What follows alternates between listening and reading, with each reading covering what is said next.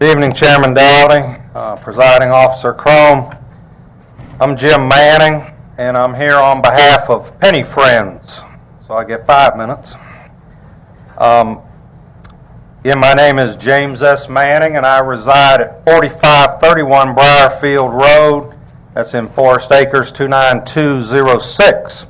I truly appreciate you conducting this public hearing, as there are some serious wrongdoings going on, and yet there may also be a miracle that should not go unnoticed. I trust that when this hearing is over, you will have the authority to take appropriate disciplinary action on behalf of the South Carolina legislature, whom you represent through the legislative delegation that made your appointment to this august body. There's a fringe group in our community called CATI, which stands for something like Citizens Against Transportation Improvements. I have heard that this group cannot be trusted. Seen it myself, as have many others. They have been in the newspaper saying county administrative employees have been advocating for the penny sales tax. I implore you to rule judgment against this group for doing this. It is not the county employees' fault if, when they are merely providing facts that are so self-evident to support this referendum in any means, that they are supporting or advocating for it. Second, this CATI cult-like faction is saying the citizens do not have access to information about how the money will be spent. This is a bold-faced, deceptive invention of a lie.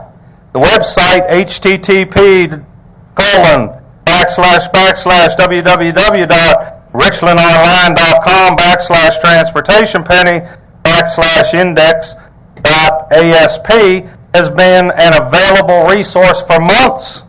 Based on this plethora of information detailing to the dollar and clear identification of each project, and available 7 days a week to any citizen via the award-winning Richland County Public Library System's computers, with staff assistance available as needed, I respectfully request that the Commission place a restraining gag order on CATI from this point forward to curtail saying things like it is a slush fund, there is no information available, you have no idea how the money will be used, etc. Third, the CATI crowd has said in printed media that the county is trying to raise taxes on its citizenry.